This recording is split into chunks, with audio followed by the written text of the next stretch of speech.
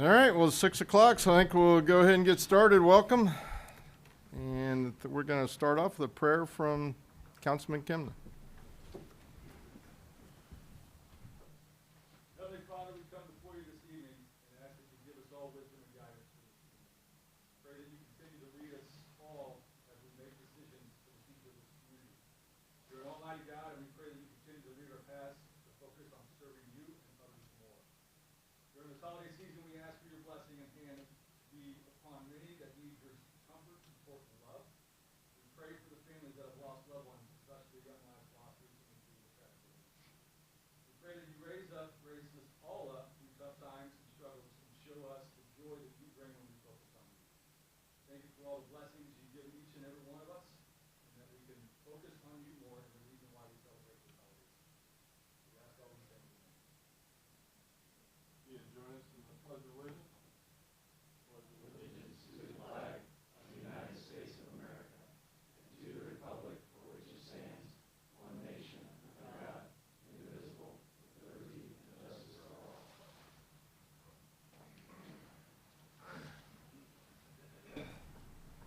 Again, thanks for being with us. We appreciate you joining us. We've got the mayor on the screen, so she'll be joining us also. So welcome. Roll call.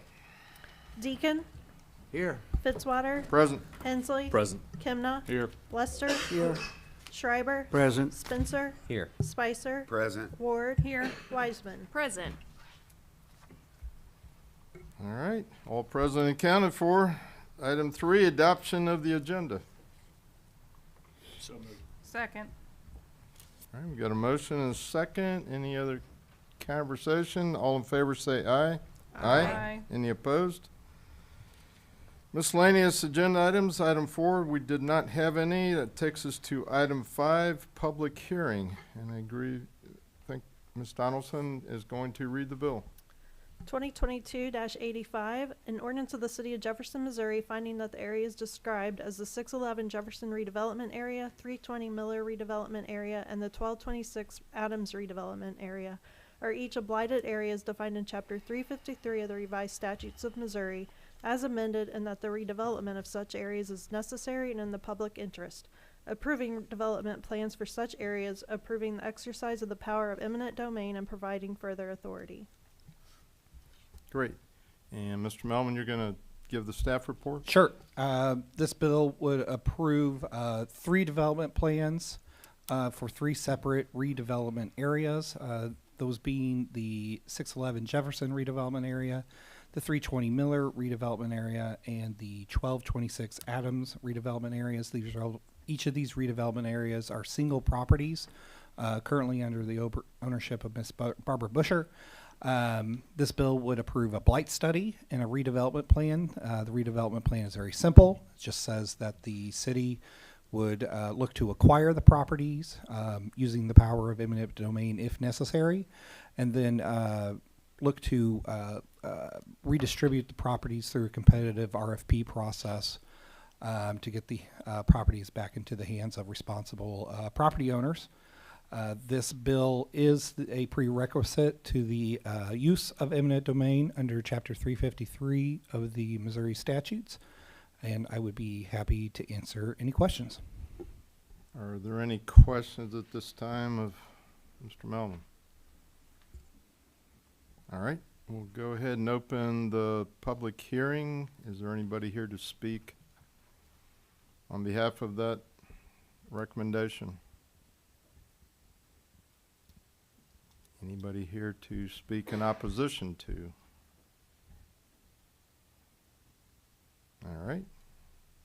Seeing none, we'll go ahead and close the public hearing. And you need to Roll call Re- vote. read it again, or we're good to go? We're good to go. Okay, we will do a roll call vote on 2022-085. Deacon, Aye. Fitzwater, Aye. Hensley, Aye. Kimna, Aye. Lester, Aye. Schreiber, Aye. Spencer, Aye. Spicer, Aye. Ward, Aye. Wiseman. Aye. All right, the motion passes. Item 6, appointments by the Councilman mayor. Fitzwater, Yes, Mayor? Yes, I know that I mentioned this at the last council meeting, but I wanted to reiterate the fact that after this, that Barbara Busher will no longer own property in Jefferson City, and praising the efforts of the council and city staff for moving this forward, because after this, we will, once the acquisition process happens, we will have acquired all of the properties. So that's quite a feat. It's much appreciated, and I just really wanted to highlight that. Thank you. Thank you very much. All right, item 6, appointments by the mayor. Thank you. Ms. Strope. So to the Convention and Visitors Bureau, we have Brian Bernsketter, and I would like to point out that this would be a third and final term for him, and it does require a 2/3 majority vote of the council. Also to the Convention and Visitors Bureau, we have Curtis Mankin and Brian Roten. To the Historic Preservation Commission, Brad Schaefer. To the Human Relations Commission, Kimberly Woodruff and Jane Barnes. And to the Planning and Zoning Commission, Jacob Robinette and Sarah Michael. Any comments? We'll need a motion then to move that forward. So moved. Second. A motion is second. All in favor say aye. Aye. Any opposed? Thank you very much. Thank you for your work on that. Item 7, presentations from staff, and I believe Mr. Melman wanted to speak to us on a project, so floor is yours. So just wanted to give a brief update on the Capitol Avenue project, and specifically the call for interested parties process that closed last week. I am pleased to announce that the city received interested parties, which includes a proposal guarantee agreement and an escrow amount for 3 properties, those properties being 113 Adams, 401 East Capitol, and 409 East Capitol, 409, of course, being the funeral home. Sorry, pull up my notes here. What that means is that we did not receive interested parties for several properties, specifically 109 Adams, 409 East Capitol, 410 East Capitol, and 114 Jackson. Under the previous plan, those we have begun proceeding toward demolition. Of course, the change order for 114 Jackson is in front of the City Council tonight. We have also issued notices to proceed for 401 Jackson and 108 Jackson, the demolition of those. Those were a separate project, if the council recalls, as being paid for by some federal money. And then, of course, the RFP for 113 East Capitol, 419 East Capitol, and 517 and 519 East Capitol will close next week on December 22nd. So I'd be happy to answer any questions, but that's kind of the current status of this project moving forward. So, like I said, happy to answer any questions. Councilman Kimnick, question? Yeah, and I talked to Ryan earlier, and I don't, maybe this addressed to Sonny, but I believe one of the properties, it might be 113, I think recently had some siding removed from the side of it. It's got wood showing, so I know that's a Bishop property. So just curious as to when and why that happened. I'm sorry, but off the top of my head, I'm not familiar with when that happened or the severity of it. 113? I think it's 113, yes. I'm sorry, it's not ringing a bell. If the city did that, it must have been a security reason or safety reason, but I'm not sure unless Ryan. Yeah, the only other thing I can think of is we did some asbestos remediation, but I believe that contract was limited to some interior remediations. What we didn't want to do is any removals or remediation that would further expose the building. So we may have to dig into that a little bit and figure out if something went on from the city end, or if that was maybe like a vandalism thing. Yeah. Either one of those would be possible at this point. So we'll get you some more information. Okay, appreciate it. Thank you. Councilman Spencer? So with the properties that there was no interest in, we can go to that next chapter, like you said, in the next phase as far as demolition. is the thought process is go ahead and try to do that as economy of scale to get those all So if the council recalls, we already approved a contract for demolition for all these properties, but with the thought that we would only notices to proceed for those properties that we did not get any interested parties for. So yes,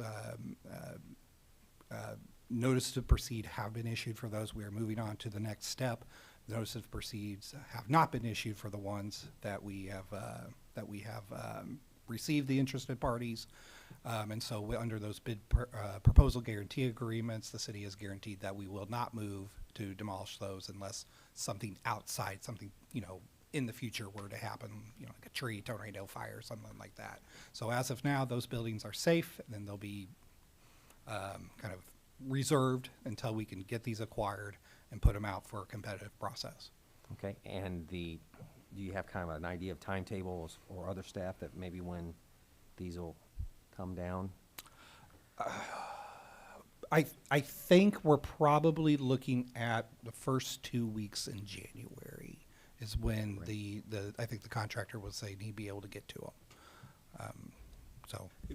There are different contractors for different structures, so they have their own different timelines, and a lot of that depends on the preliminary work with sewers and utilities and things like that, and also their mobilization. So I would imagine if the contractor has more than one property, they're going to try and line them up where they only have their equipment up there for a minimal amount of time. So they will happen at different times, I believe. We have some asbestos permits from DNR too. I think we're waiting on maybe a couple. So there's a little bit of lead time that has to go into it, but fairly quickly. Well, I just want to say thanks to staff for all those involved in this and removing some potentially dangerous buildings for our public safety to have to deal with. So again, thank you all.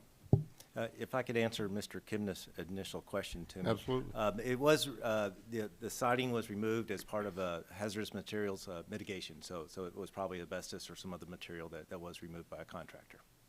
I got that communication just now.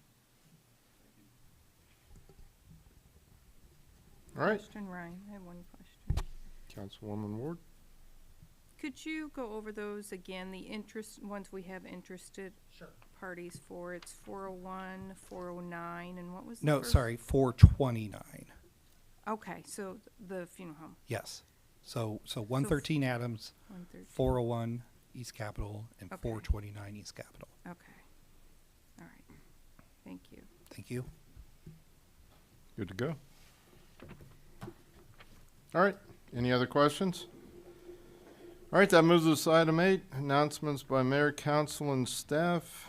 Administration committee, any update? We will not have a regularly scheduled meeting on January 4th. We're going to move it back a week. I think that's what we did, to the 11th. Correct me if I'm wrong, committee members. That's correct. Okay. Okay, the Finance Committee's next meeting will be this Thursday morning, the 22nd, December, at 7:30 a.m. across the hall.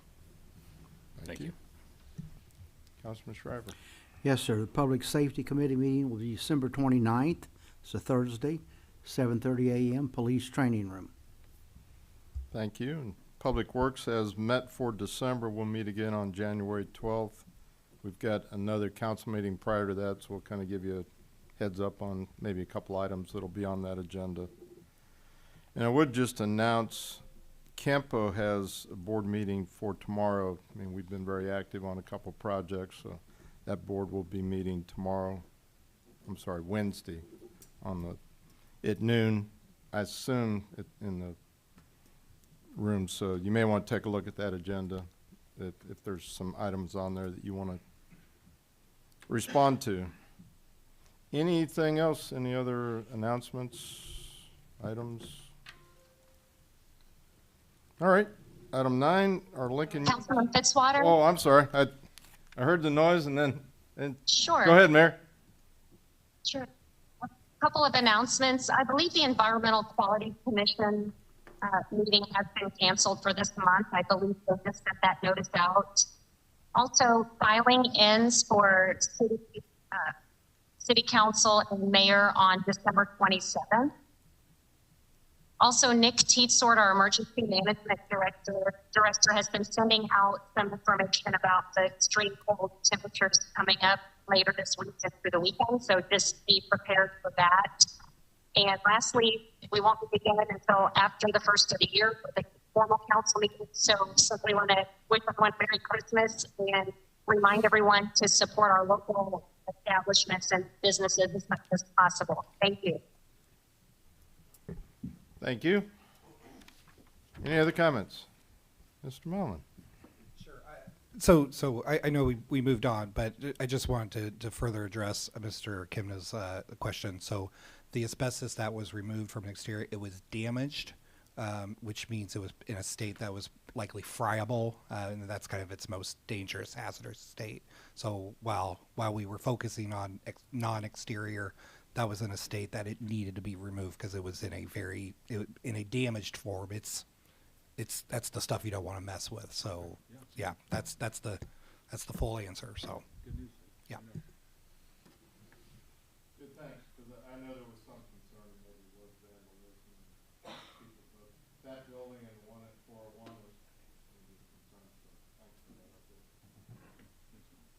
All right, now we can give the update from Lincoln University. Our student is back home for the Christmas holidays, so she will not be with us this month. We'll look forward to her presentation next month. Item 10, presentations from the gallery. I'm not aware of anybody. Move to item 11, the consent agenda.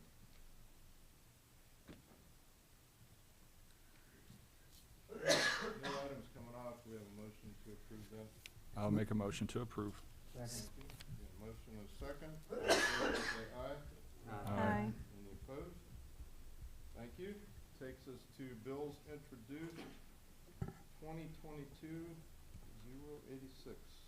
An ordinance of the City of Jefferson, Missouri authorizing a supplemental appropriation to the Jefferson City Police Department, amending the 2022-2023 annual budget and authorizing the expenditure of such funds and awarding a contract to International Association of Chiefs of Police for promotional assessment services. Chief Wilde.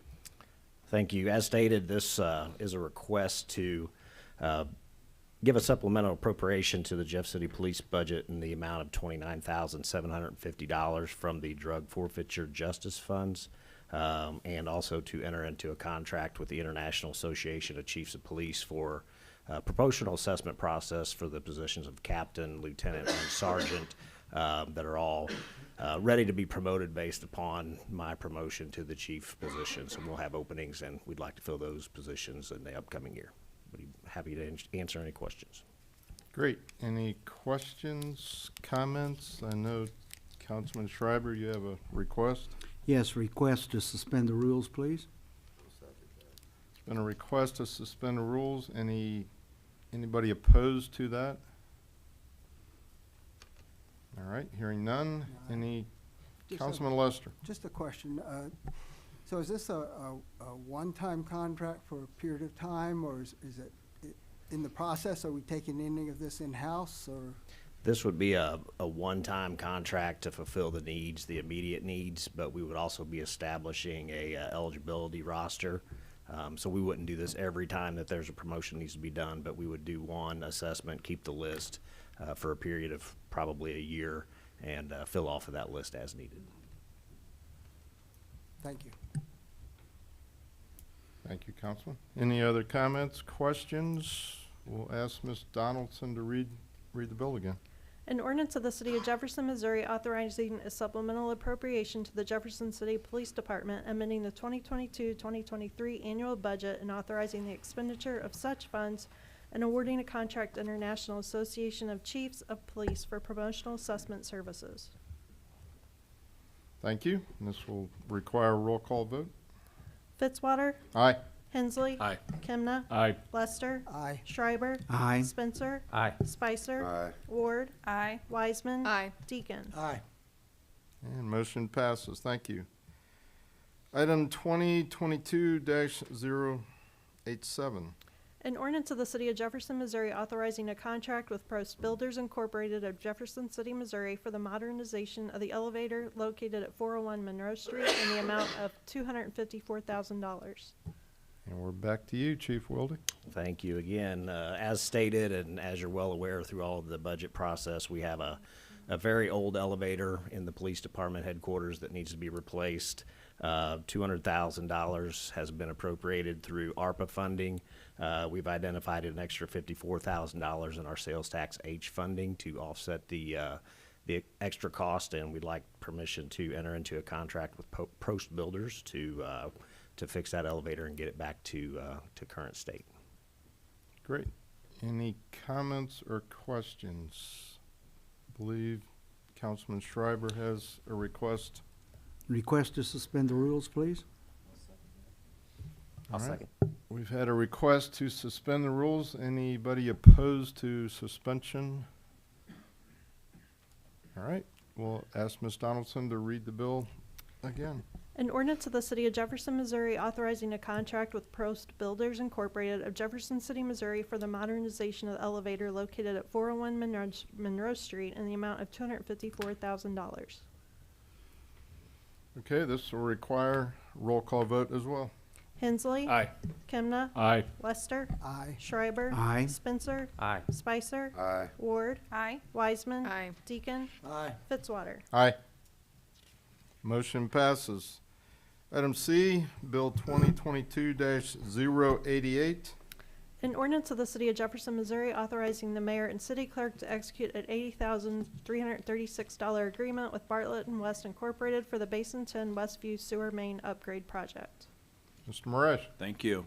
As clerk indicated, this is for a design of a sanitary sewer improvement. It's actually being worked on in conjunction with some improvements by Cole County in the Westview Heights area, so this would allow us to take advantage of the work they're already doing there for restoration, et cetera. So be happy to answer any questions. Are there any questions? All right, seeing none, you'll see this again at the next meeting. Brings us to item D, Bill 2022-089. An ordinance imposing a sales tax at a rate of 3% on all tangible personal property retail sales of adult use marijuana sold within the City of Jefferson, Missouri pursuant to Article 14, Section 2.6, subsection 5 of the Missouri Constitution, subject to the approval by the voters of the city at the general municipal election to be held on April 4th, 2023, designating the form of ballot and directing the city clerk to provide notice of said election. Thank you. Mr. Melvin? Thank you. This bill would send to the voters a question as to whether or not to approve a 3% sales tax on the sale of non-medicinal adult use marijuana sold in the City of Jefferson. The question would appear on the April 4th, 2023 general municipal election. This sales tax is authorized by the Missouri Constitution under the recently approved Amendment 3. The industry has provided the municipal league with some numbers. We're not sure the accuracy or the applicability of those numbers to Jefferson City, but with an assumption that the adult use market is roughly the same as the municipal, medical use market, then they would expect that $153,000 annually would be generated per location. Of course, City of Jefferson has 2 dispensaries in Jefferson City.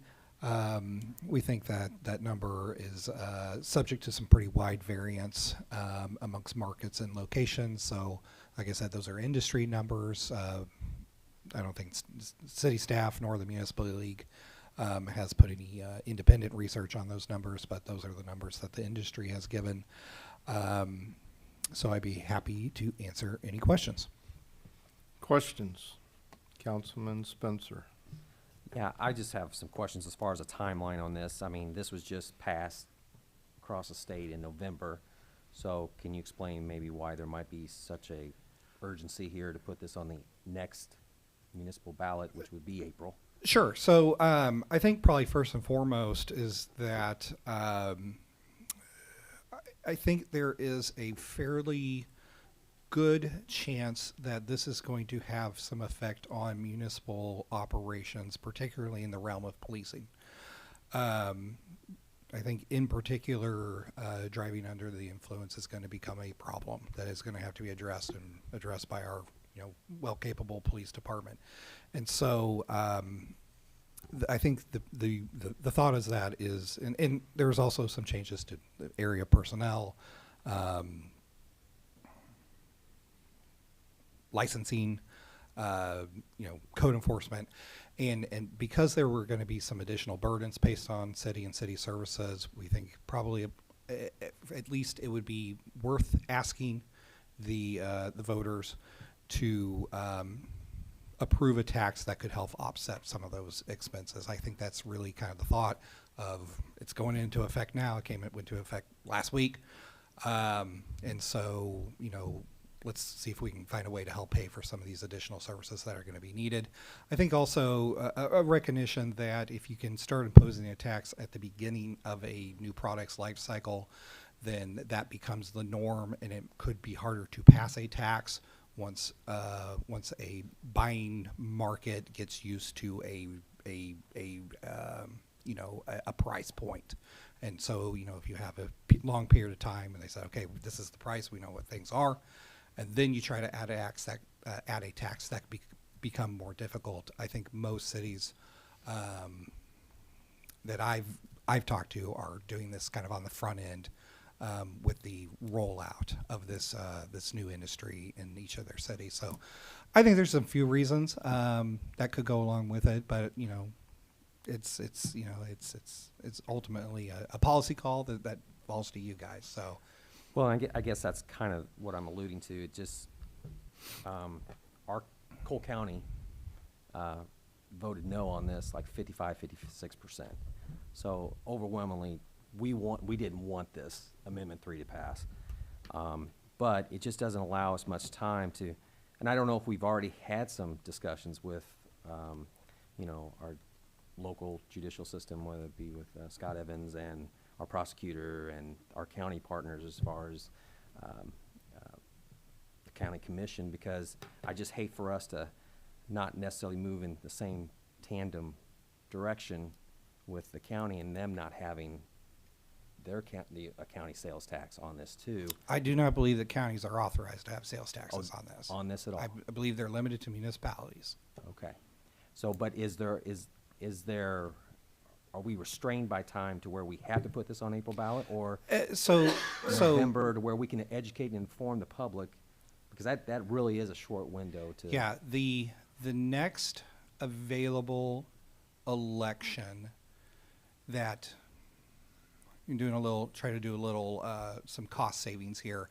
The next available election where we wouldn't have to bear the entire brunt of that cost would be the April 2024 election. So this being an off year in the general election cycle, there won't be an August election. There won't be a November election unless we call it ourselves. And if we call it ourselves, we have to pick up full freight for those election costs, and that can get fairly expensive. So in reality, unless we're willing to pick up those election costs, it's going to be either April of this year, April of next year, or August or November of 2024. So that's probably the universe in the next couple of years of where we could have this election without kind of incurring some fairly significant election costs along with it.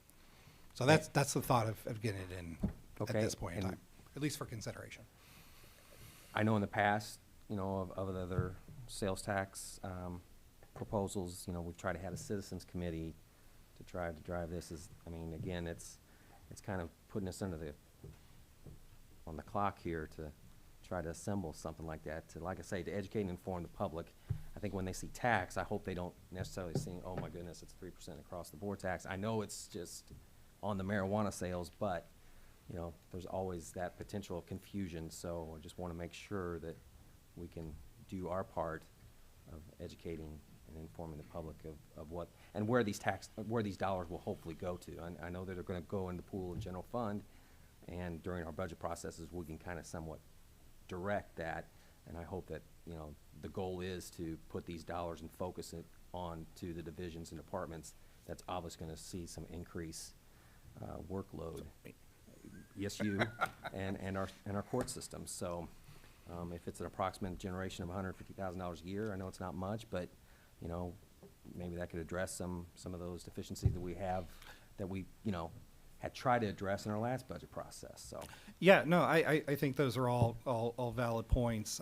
You know, the citizen committees they are put up and run by the citizens. I certainly haven't had any conversations about that. That's usually something city staff isn't involved in. So, you know, I think there would need to be some gauging of interest in getting those educational message out to the voters. But yeah, no, excellent. They're very good points. Thank you, Councilman. Councilman Hensley? Thank you. Just a couple questions, Ryan.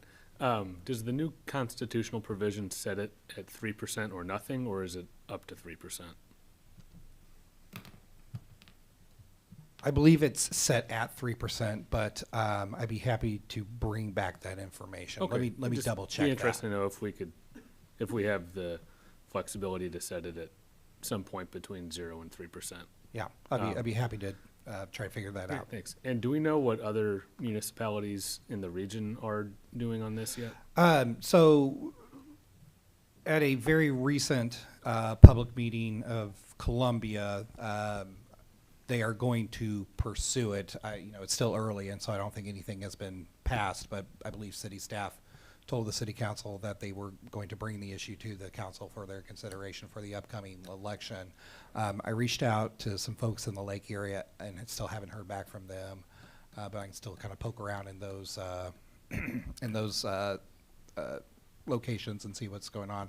Be happy to reach out to anyone else and maybe try to do an informal poll of some broader area and bring back some more information if that's something you're interested in. Sure. Thank you very much. Sure. Thank you. Any other comments or questions? Great. Move on to bills pending. Bill 2022-082. An ordinance authorizing the mayor and clerk to execute a grant amendment between the City of Jefferson and the Missouri Highways and Transportation Commission for the purpose of an apron maintenance project for the Jefferson City Memorial Airport. Mr. Moraes. Thank you. This project's already been completed, and this amendment will just extend the time such that we can finish up our paperwork and get our reimbursements. We do have the chair of our Airport Advisory Committee here, Mr. Reisig. Thanks for being with us. Questions from council? All right. We'll do a roll call vote. Kimna, Aye. Lester, Aye. Schreiber, Aye. Spencer, Aye. Spicer, Aye. Ward, Aye. Wiseman, Aye. Deacon, Aye. Fitzwater, Aye. Hensley. Aye. Bill passes. Thank you. It takes us to item 2022-084. An ordinance approving a plan for an industrial development project for Jefferson City Medical Group, PC, authorizing the City of Jefferson, Missouri to issue its taxable industrial development revenue bonds, JCMG Real Property Project, Series 2022, and a principal amount not to exceed $15,700,000, and its taxable industrial development revenue bonds, JCMG Personal Property Project, Series 2022, and a principal amount not to exceed $2,100,000 to finance the cost of such project, authorizing and approving certain documents and authorizing certain other actions in connection with the issuance of the bonds. Thank you. Mr. Melman. Thank you. This bill would approve a series of documents in order to effectuate a tax abatement plan through the issuance of taxable industrial development bonds. Two series, one for real property tax abatement, and another series for personal property tax abatement. The real property tax abatement bond would be issued in the amount of $15,700,000. The personal property industrial revenue bond would be approved in the amount of $2,100,000. And this would approve an industrial development plan to effectuate the tax abatement necessary or call for under the bill. I have Mr. Hayden Crumpton was able to make it. Thank you from Gilmore and Bell, who served as bond counsel, would be answering any detailed questions on the bond transaction. Mr. Luke Holtschneider from JC Rep is here, and I believe also some representatives from JCMG have joined us this evening. So help address any questions on the project. But I guess we can start with me with any questions, and we'll see who we need to pass those along to. All right, questions or comments?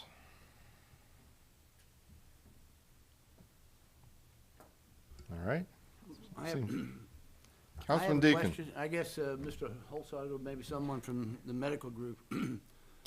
What is Jefferson City to gain from this? That's just what I want to know. What is in it for us? If that can be answered, then I can make a more clear decision. Thank you, sir. If you just identify yourself, thanks for being with us. You betcha. Good evening, Luke Holtzsnyder, Jefferson City Regional Economic Partnership. So, to directly, specifically answer the question, so prior to JCMG making this capital investment, both in real and personal property, part of the encouragement and enticement for them to make that investment here in Jefferson City, which would in turn create 20 additional jobs at the project site once complete, as well the expenditure of upwards of $17 million, which would be abated at I believe 75% for the first 5 years on both real and personal, and then 50% for the final 5 years.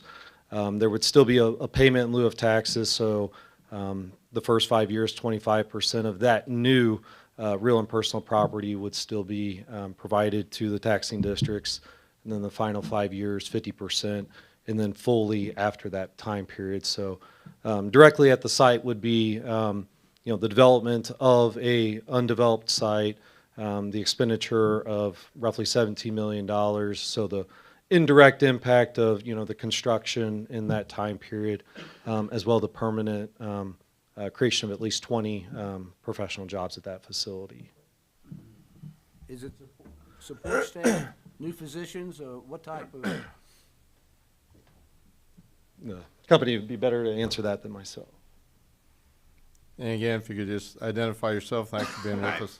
Hi, thank you. I'm Stuart Stanglin. I'm the CEO of JCMG. So the answer is it's both. So new physicians, new advanced practice providers, anesthesia staff, as well as additional personnel, both clinical personnel for the new site as well as other support personnel. I guess is this office? I'm new to the council, so I don't know I'm not privy to what happened and transferred before. Is this the surgical center we're speaking about? Yes. Okay. Is there a reason we need a third surgical center? I mean, I'm just asking the question. Sure. So this is a new facility, and it's an expanded facility, so opportunity for growth for additional outpatient services. This is an exclusively an outpatient facility, and it is, again, owned by JCMG, physician-owned, in an ambulatory environment. It's a lower cost environment typically, so it benefits all of the JCMG or the Jefferson City community and employers with an option and an opportunity to be in a lower cost environment as well. In Jefferson Medical Group, excuse me if I'm wrong, or you are a for-profit organization, correct? That's correct. I guess I have a fundamental problem bringing a for-profit entity to compete with two nonprofits that are already here. I congratulate you for trying to get the government money. Nothing against the medical group. I akin it to no different than supporting a new big box store with all their amenities, giving them personal property tax, all the abatements, in competition with the two mom and pops down the street. I think St. Mary's has a surgical center. I think Capital Region has a surgical center. If you guys wanted to build it, go for it. But I just don't think that the city is going to profit from it. I think we're losing property tax, and I think we're losing some of the. I just don't like supporting for-profit organizations when they're direct competition with nonprofits, and that's just a philosophical problem I have. Thank you. So, Thank you, Councilman Lester. Just, yeah. So how did you assess the need for the surgical center?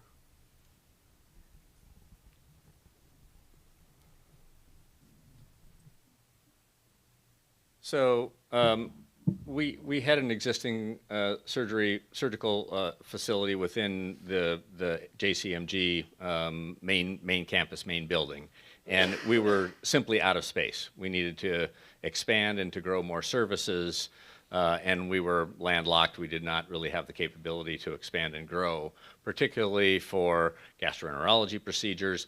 Many more procedures that are much more common and more procedures being done in an outpatient environment. As an example, many payers are actually requiring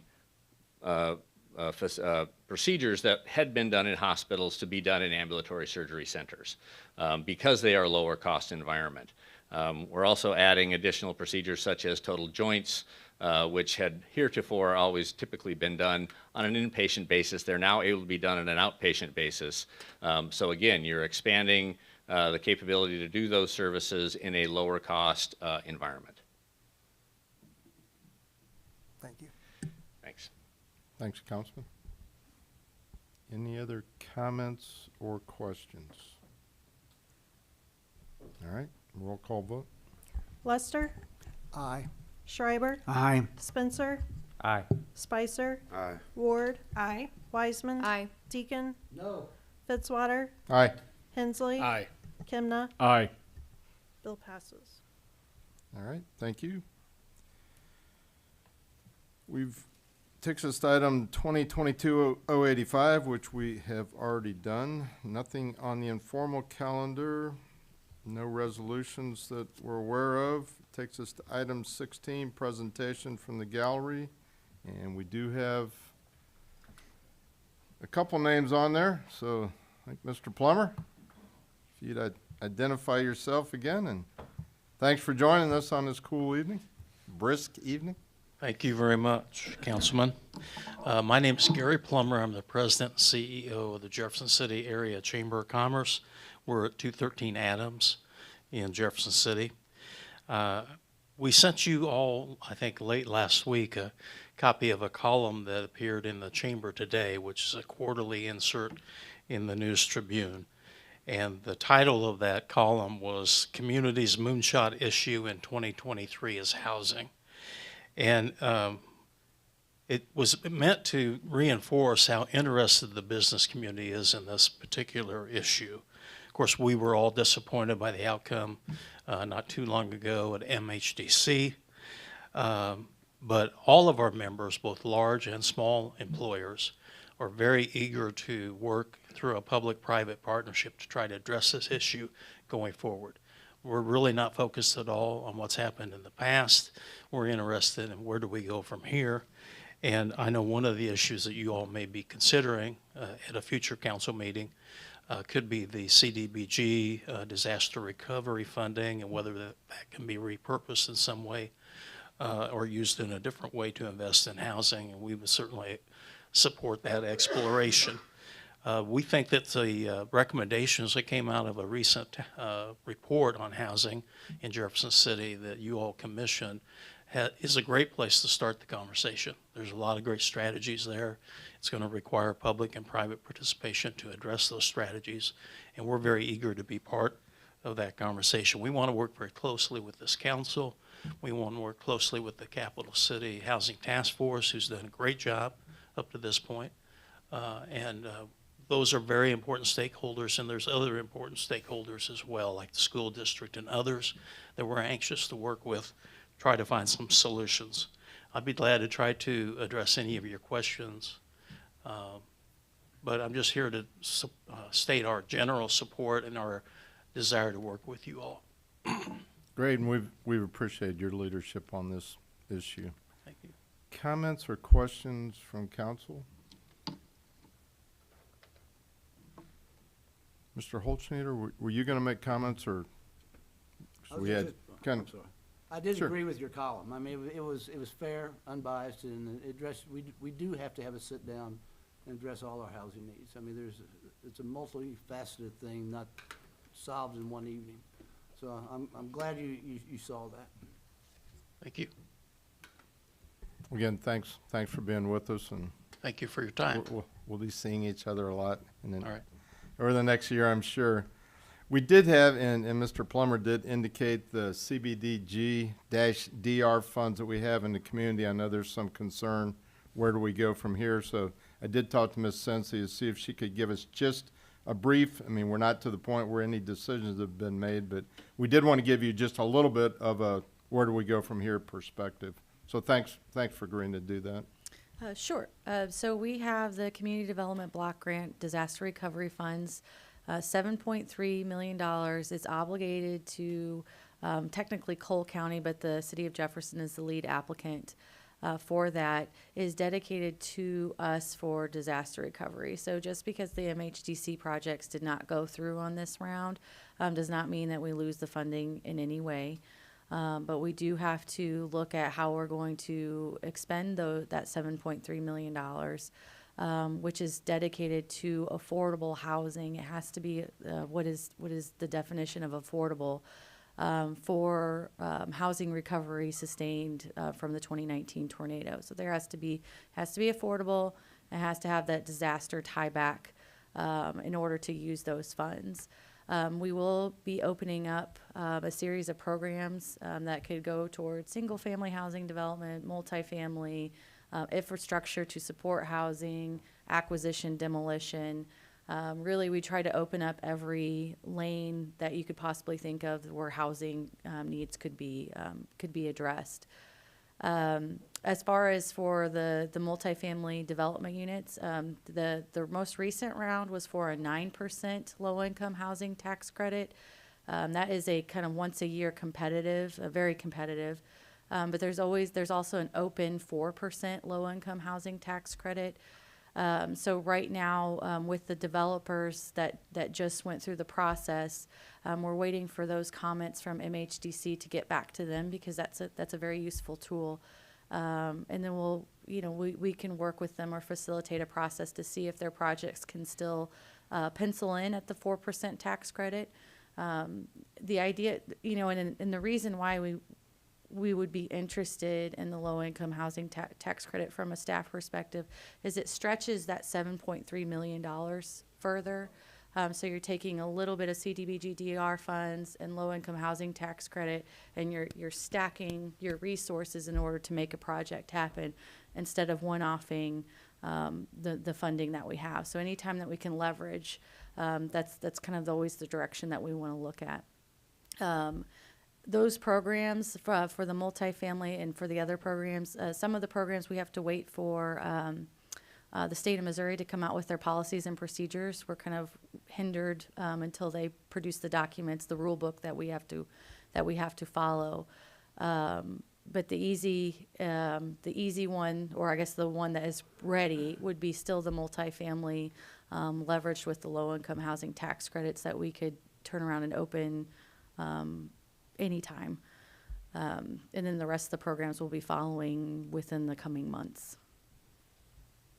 And I'd be happy to answer any questions. Thank you very That was much. a lot. Questions or comments? Councilwoman Ward. We have so many holes in our urban core historic neighborhoods for a variety of reasons. I wonder if we could start looking smaller than, big developments of multifamily housing, and finding a way to fill those holes in our historic neighborhoods, where we have all these vacant lots, to create affordable housing like our Habitat for Humanity group does. Because it would also, a sense of pride of living in a home versus, a multifamily dwelling where you wouldn't have a yard for children and that. So, I'm sure that the task force has discussed all different types of ideas, but, that just comes to mind. I mean, we do have vacant lots everywhere. And I think it would be good for, our historic neighborhoods too, to bring some life into families into those neighborhoods. And those neighborhoods for the most part are walkable neighborhoods, like where I live, the South Side, it rated the highest on the walkability scale, to to essential things, you know, work, groceries, banks, you know. So anyway, I'm just throwing that out there. I don't know if we, you know, can bring Habitat into the discussions. I'm sure they are, but work with them with this money to, you know, have home ownership too. And so anyway, just thoughts. Thanks. I Councilman agree- Deacon. I agree with Councilman Ward. The path to ownership is the only way we're gonna solve our major housing project crisis.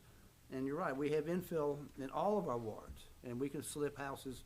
Jim Loggie's been doing a really good job of it on the east end. And we could help, put some money into that, help these people.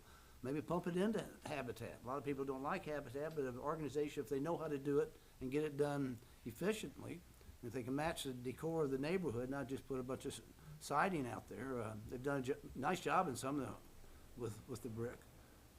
Yeah, I'd be behind that 100%, rather than build an apartment and say, hey, guys, you can live here, but a path to ownership and with some counseling on how you can keep yourself out of debt.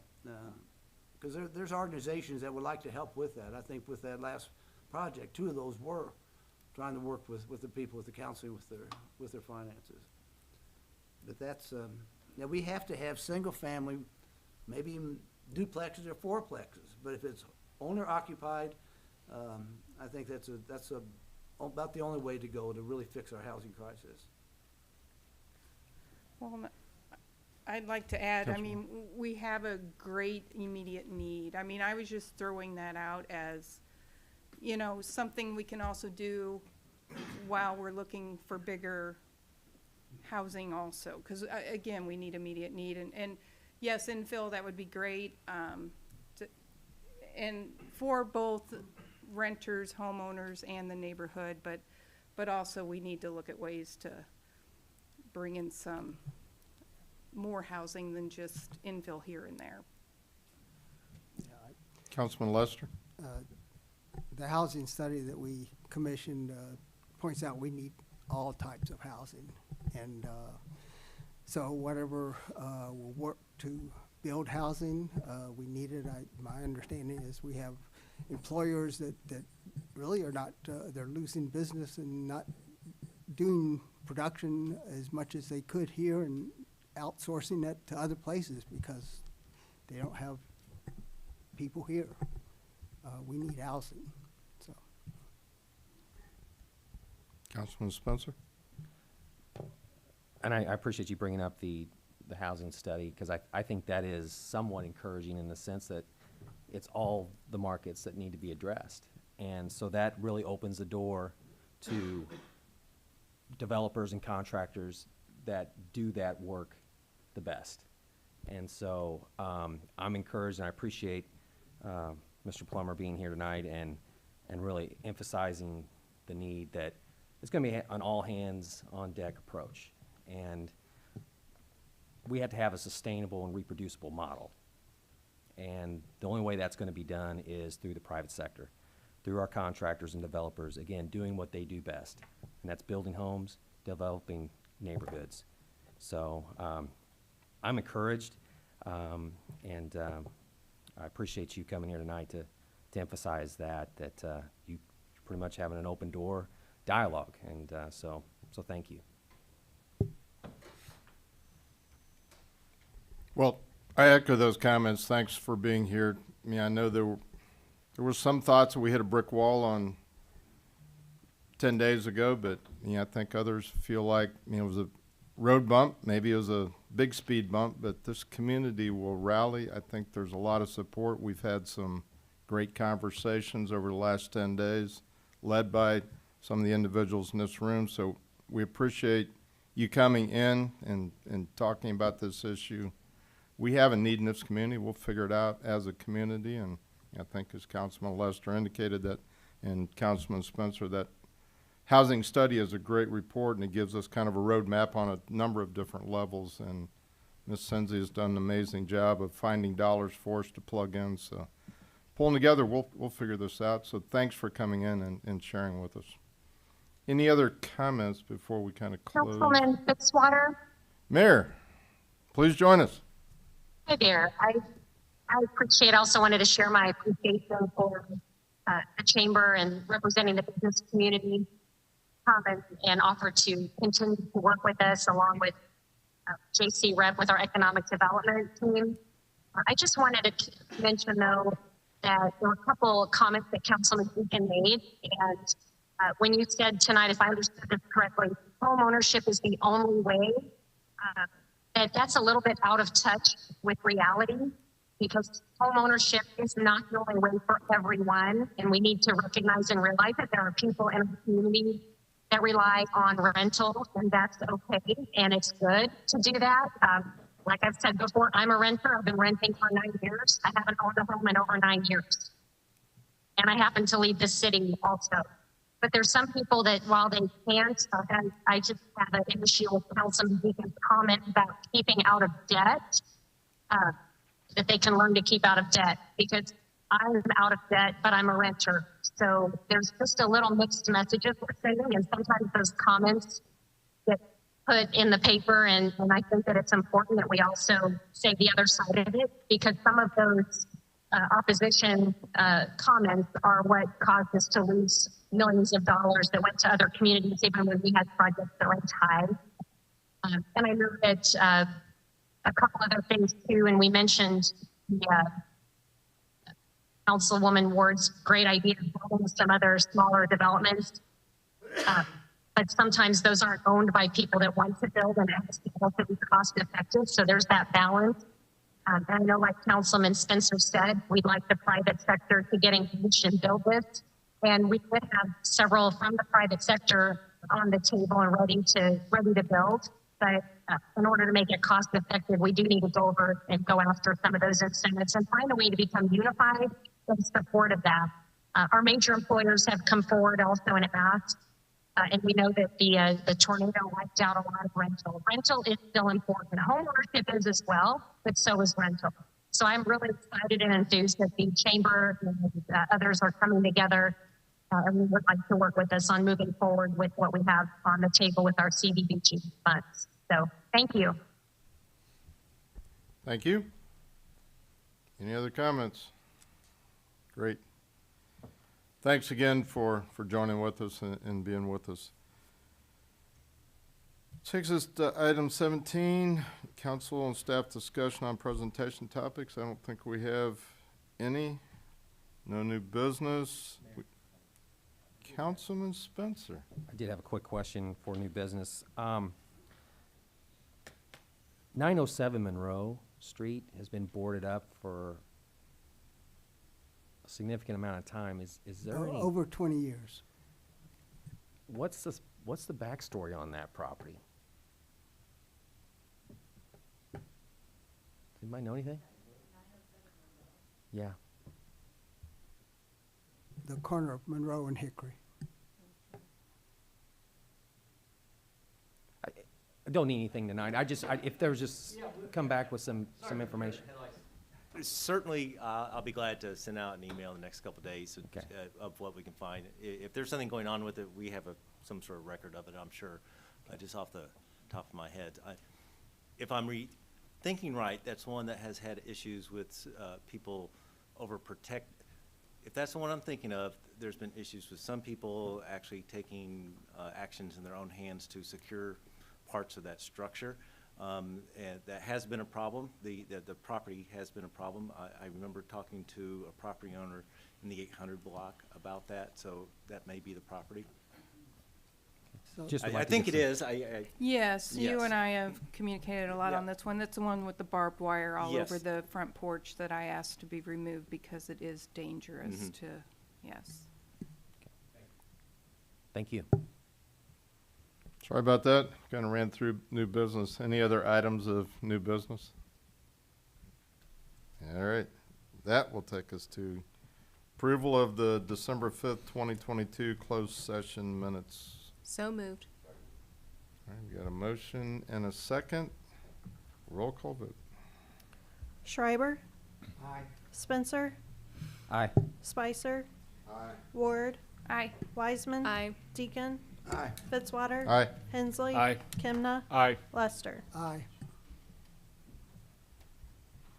Do you believe that gets us through the agenda? It takes us to closed session, so we will need a motion to go into closed. Mayor Pro Tem, I move to go into closed session. Thank you very much. We have a motion and a second. That is a roll call vote. Spencer. Aye. Spicer. Ward. Aye. Wiseman. Aye. Deacon. Fitzwater. Aye. Hensley. Kimna. Aye. Lester. Aye. Schreiber. We are now in closed session, so we'll take a minute or so to allow those to depart, and we'll try to keep moving forward.